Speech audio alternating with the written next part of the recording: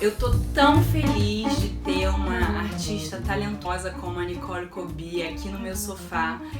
Mas antes de começar a nossa conversa, ativem a legenda do vídeo. Ton travail, tu fais de l'illustration de mode, il y a tous les codes de l'illustration de mode, c'est beau, c'est stylé, mais il y a une autre couche aussi du fait que tu célèbres la femme noire. Don't touch my hair when it's the feelings I wear.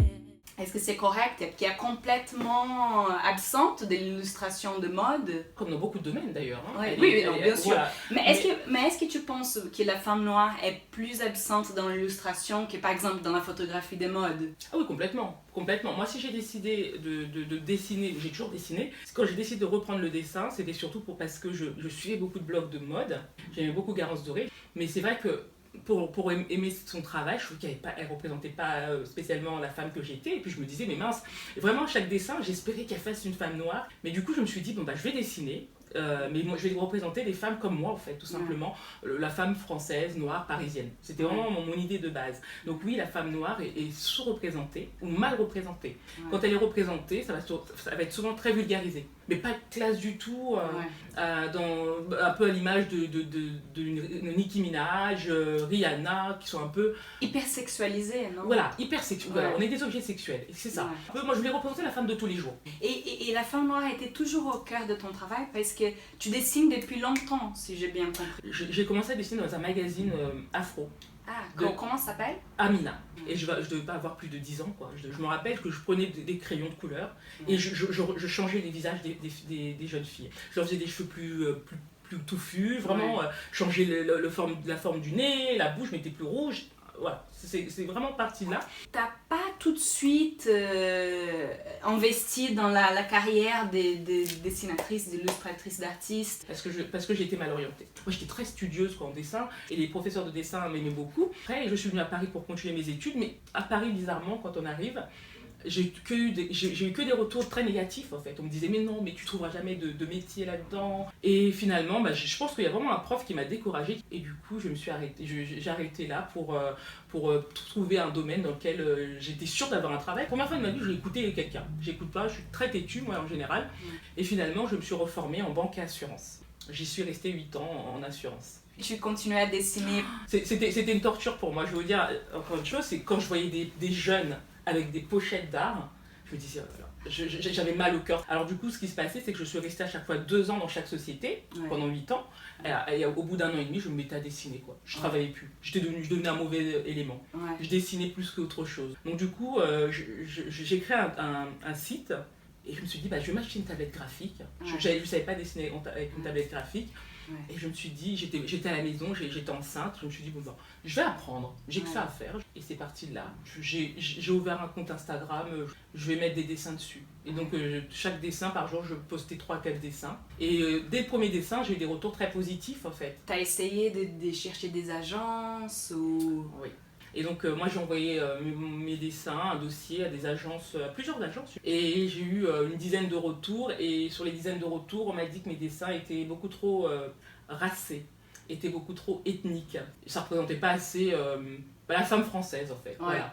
Donc du coup je me suis dit, tant pis. J'ai gardé les mails de côté, je me suis dit c'est pas grave, je vais aller de moi-même. Je pense que la France n'est pas prête. Aujourd'hui j'ai pas du tout de contrat. Ah si, j'ai eu 2 contrats avec la France, donc les derniers avec les Galeries Lafayette et l'Afrique c'est chic, donc c'est tout. J'ai eu à travailler avec des magazines, mais plus américains.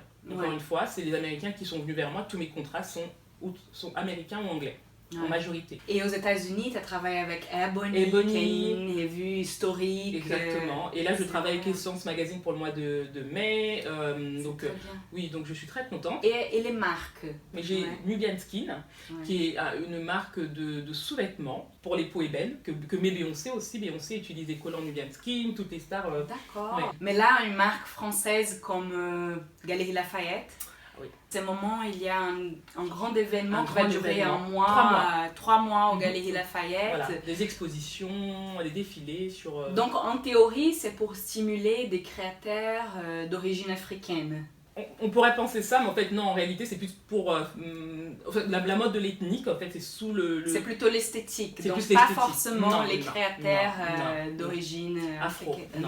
non, pas du tout. Au lieu de solliciter les Africains eux-mêmes, Ouais. eh ben, on demande par exemple à Maj de créer une robe en tissu wax ou The Couples, en Ouais. tissu wax ou des créateurs comme ça. Il y a donc du coup, il y a pas mal de polémiques là-dessus. Moi je comprends, je soutiens les créateurs afro-français parce que au final, on connaît mieux ces tissus-là. Et puis même, il y en a tellement peu qui sont mis en avant que ça serait tellement bien de passer par eux aussi. Ouais. Voilà. Et donc parle-moi un peu de comment être une femme noire en France. Alors, moi, alors ça c'est mon expérience, hein. D'accord. Cela n'engage que moi. C'est facile et pas facile en même temps. Ouais. Parce que c'est facile parce que moi je suis totalement française. En tant que noir et français, on doit toujours se justifier d'être français. On a l'impression qu'on doit toujours aimer la France plus que les autres. Moi, j'ai pas envie, quoi. Je suis juste là, je suis une personne lambda. Moi, ce qui me pèse, moi, c'est ce besoin, parce que c'est ce poids qu'on a en nous disant, bah, vous êtes noir et vous êtes français, mais... Ou il y a les Français de première catégorie, vous êtes un peu les Français de seconde catégorie, vous n'êtes pas totalement français. Écoutez, toutes nos références, je pense que pour la majorité des Noirs français, toutes leurs références sont françaises, à 99%. Ouais. Je peux pas dire parce que je suis une femme blanche, brésilienne en plus. Mais moi j'ai vu, il y a une série de documentaires qui s'appelle Strolling. Yeah. T'as déjà vu? J'ai vu, oui.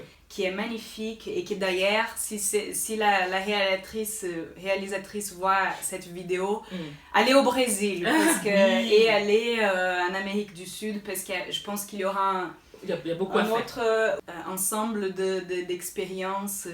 Et en France, j'ai trouvé que l'expérience d'être noir, il faut un peu, je sais pas si cacher, mais il faut pas célébrer non. ton origine. Ah non. La tienne, tu viens du Congo. Congo-Kinshasa. Ouais. Non, faut être français. Parce que, encore une fois, la différence entre, par exemple, les États-Unis, c'est que aux États-Unis, on peut célébrer, dire je suis noir, je dessine des dessins pour les noirs et ça passe très bien dans la société. On n'est pas catalogué de raciste ou de communautaire. Ou alors communautaire, c'est pas négatif. Alors qu'en France, des noirs qui se réunissent ensemble, c'est tout de suite oh là là, c'est pas bien. Voilà, en fait, on nous empêche un peu, moi je suis en tant que français, on nous empêche un peu de faire des choses ensemble. On aime bien quand on est divisé, sous prétexte qu'on doit être avant tout français. Mais oui, on est déjà avant tout français, mais en même temps, quand on nous voit, on voit d'abord qu'on est marron, quoi, qu'on est, on est différent. Donc, on veut nous dire que nos ancêtres sont tous des Gaulois, mais c'est un mensonge en fait. Moi je suis désolée, mes ancêtres ils sont pas du tout Gaulois, mes ancêtres sont bantous, ils sont du Congo. Mon père, après mes références en France, mon père est de Normandie, mes références sont normands, et je suis normande qui s'est installée à Paris. Voilà. Tu dirais que ton travail est plus que de l'illustration de mode? Mais c'est vous qui dites que mon travail était des illustrations. Comment alors tu définis? Moi, à la base, je dessinais que des femmes, effectivement, qui aiment la mode. On m'a donné l'étiquette d'illustratrice de mode et activiste. Il y en a d'autres qui me voient plus comme une activiste.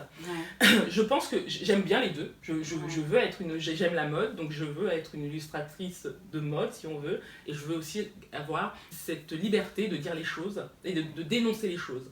Et moi, je dis toujours ce que je pense, mais parfois, il faut savoir être diplomate. Et je pense que dessiner, dire ce que je veux dire par le dessin, c'est plus facile. En France. En France. Paris, c'est la première ville européenne ou première ville noire européenne. Quand je vais à Londres, la première chose que je vois quand j'arrive à Londres, c'est pas spécialement des personnes de couleur, mais quand on arrive à Paris de Londres, ou même à l'aéroport, on doit se dire, oh là là, faut vraiment que la France embrasse cette culture noire et qu'elle accepte sa population noire et qu'elle arrête de la marginaliser. Parce qu'encore une fois, je dis la France, quand je parle à nos concitoyens blanches, parce qu'on vit très bien ensemble, hein, mais simplement il y a des choses qu'on n'ose pas dire. Par exemple, dire que je suis noire, mes copines elles n'osent pas le dire, elles vont dire t'es black. Ah non, je suis noire. Explique un peu cette différence d'être black ou d'être noir. Black ça fait plus. Alors black ça fait ça fait plus cool en fait, ça fait moins raciste. Quand tu dis que t'es noir, c'est raciste. Mais noir, on a tendance à penser que noir c'est sale. Alors que noir c'est pas sale. Ouais. Et puis, comme dit ma fille, moi j'ai une fille de 9 ans qui se dit toujours, je la corrige pas, elle me dit maman, moi je suis marron. Mais moi je dis bah oui, t'es marron. Hein. Et puis elle dit c'est qui les noirs alors? Je dis bah. Faut lui réexpliquer. Quoi, aux États-Unis, oui, je suis black. Mais en France, je suis une personne noire française, oui. Ou afro-française, si vous voulez, mais pas black, quoi. Donc effectivement, je pense qu'il y a un vrai travail à faire. Il n'y a pas de dialogue en France, en fait. C'est pas comme aux États-Unis, on s'assoit, ou en Angleterre, on s'assoit, on va discuter, on va essayer de trouver des solutions ensemble. Non, en France, on nous impose un petit peu tout. C'est vrai qu'aux États-Unis, ça C'est veut pas pas l'idée. dire qu'ils n'ont pas de problème, oui, parce oui. qu'ils ont. Ah oui. Mais en même temps, ils sont beaucoup plus avancés qu'au Brésil ou en France. C'est-à-dire que la femme noire, elle est partout. Elle est partout. Dans les années 90, il y avait plein de séries. Oui. Qu'avec des filles noires, Oui. Living Single, plein, avec Queen Latifah. Ah oui, aux J'adorais ça. États-Unis, oui. Oui, aux États-Unis. Ah oui, aux je pensais que États-Unis. c'était pas au Brésil. Ah non. Au Brésil, les telenovelas, enfin, ça commence un peu à changer, mais quand il y a des personnages noirs, c'est les Ouais, c'est sévères, les bonnes, tu vois, les c'est bonnes, ça. ouais, c'est ça. Ouais. Même dans les magazines, c'est... Ouais. Ils se sont battus pour tout, les Noirs américains, pour avoir leur liberté, pour pouvoir s'asseoir dans un bus avec des Blancs, pour tout. Ouais. Alors qu'un Noir français, alors au Brésil, je ne sais pas trop comment ça s'est passé, s'il y a eu des révolutions, ou alors en France, par exemple, nous, les Noirs qui sont arrivés, c'était des gens qui étaient colonisés, qui venaient pour apprendre un métier, pour pouvoir repartir, par exemple, en Afrique ou aux Antilles. Et on s'est pas battu, hein. Même pour l'indépendance, on s'est pas battu.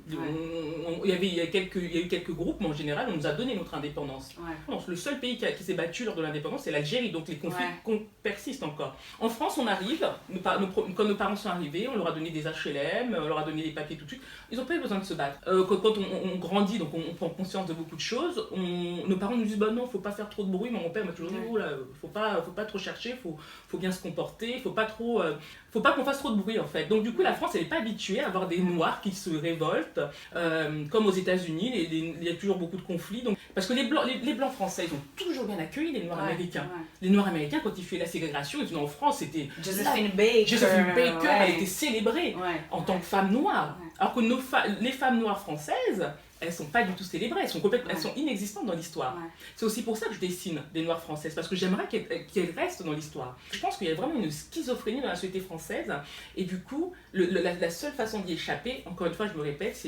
on va trouver que c'est dur ce que je dis, c'est de se marier avec un blanc, ça fait très bien dans la société, c'est une ascension sociale. Hein. Ouais. Si vous regardez tous les hommes noirs français les plus connus sont mariés avec des femmes blanches. Ouais. Et les femmes blanches très connues en France, elles sont avec des hommes blancs. Parce que c'est ça l'ascension sociale. Je pense que dans beaucoup de pays, c'est ça. Après, on est africain, on a une image du blanc qui est très idéalisée.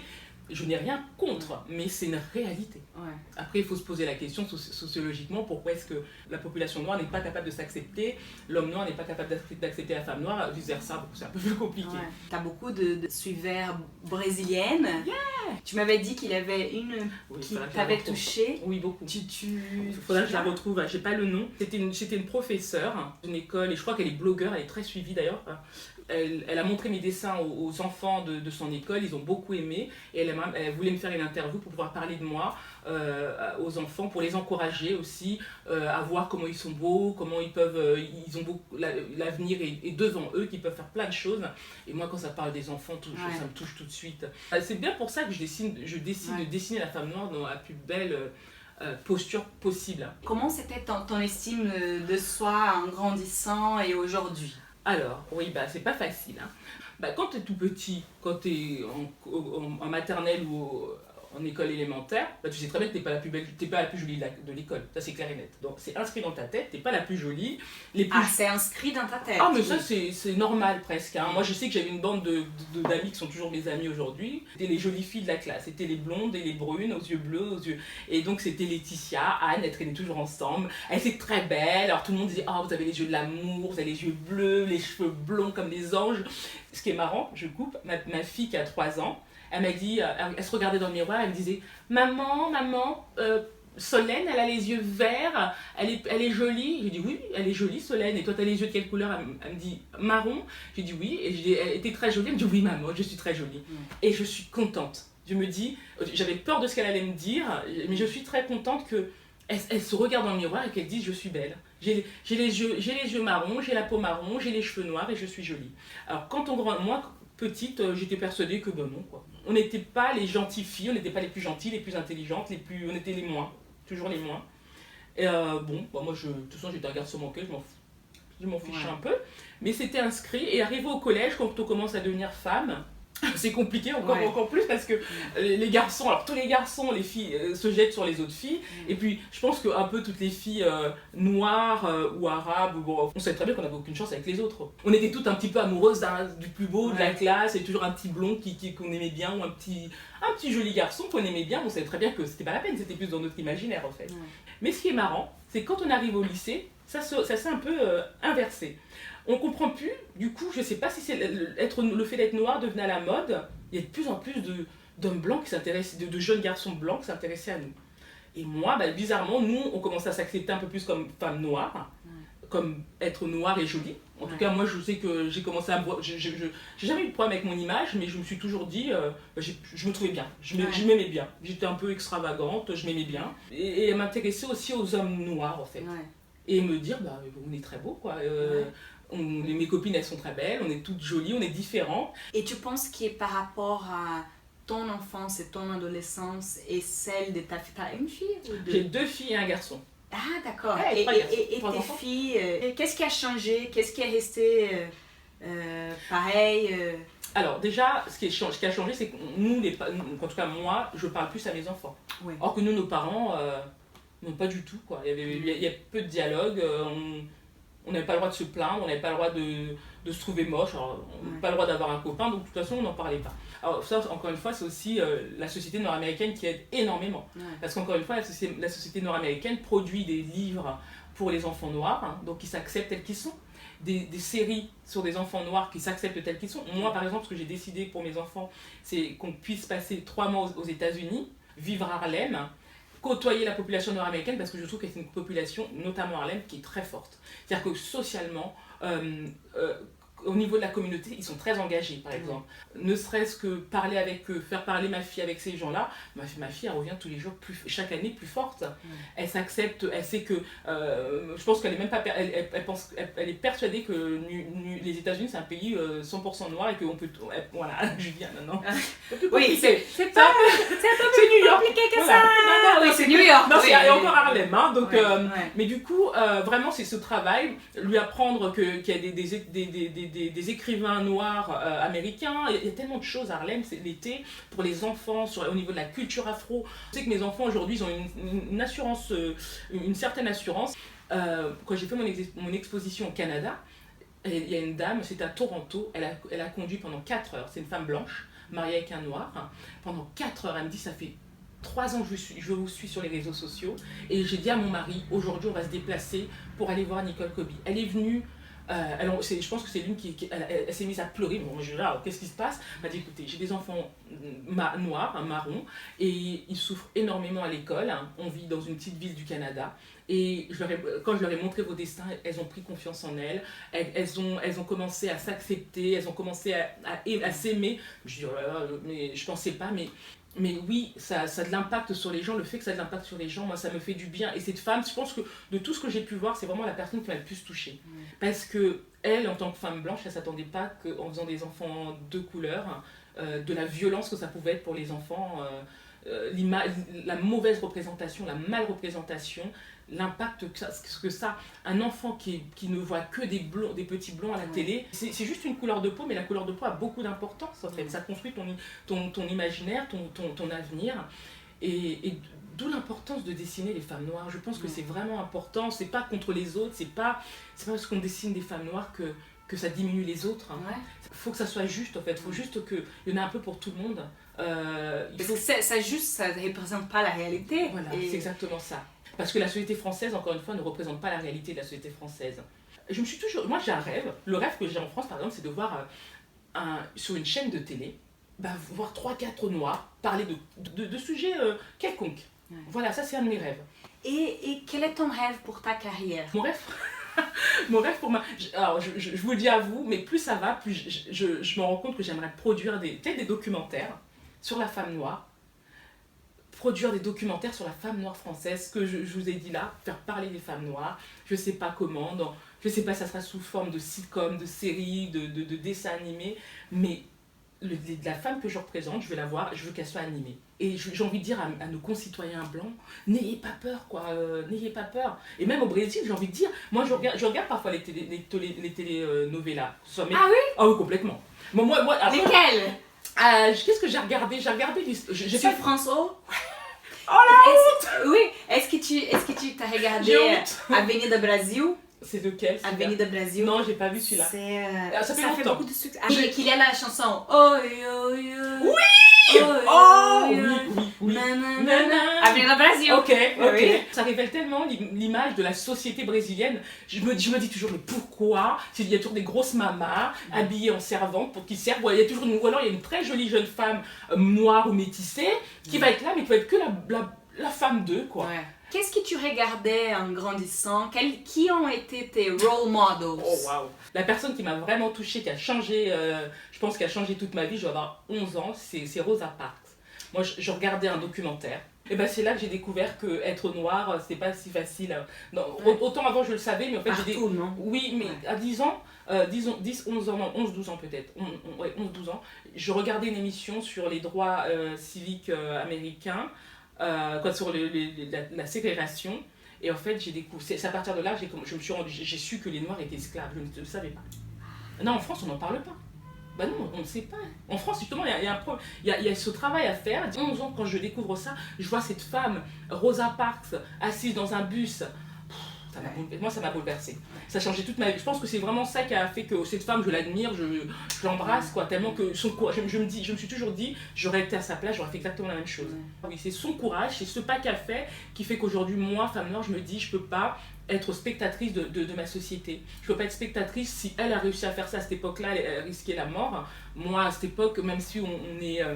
c'est pas facile, mais en même temps, on a quand même pas mal de liberté et on doit s'en servir. Si on écrit bien, on doit écrire pour les nôtres et on doit écrire et dire dénoncer toutes les injustices. En tant que femme noire, je pense que vraiment c'est quelque chose qui me tient à cœur parce qu'aujourd'hui, on peut pas, quand on est noir, on peut pas voyager partout comme tout le monde.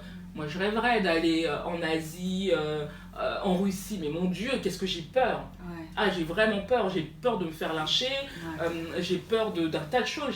Je ne serais pas accueillie comme une personne blanche. Donc du coup, vraiment, je pense qu'il y a un vrai travail à faire là-dessus. Et après, le peuple noir aussi, il a un travail à faire. Mais on a quand même une histoire qui n'est pas facile. Ouais. Ça prendra du temps. Alors, pour terminer, parce que je pourrais rester parler avec toi encore des heures. D'accord. Mais laisse un message pour... je sais pas, peut-être qu'il y a une fille brésilienne qui regarde cette vidéo, qui veut se lancer dans l'illustration ou dans une activité artistique.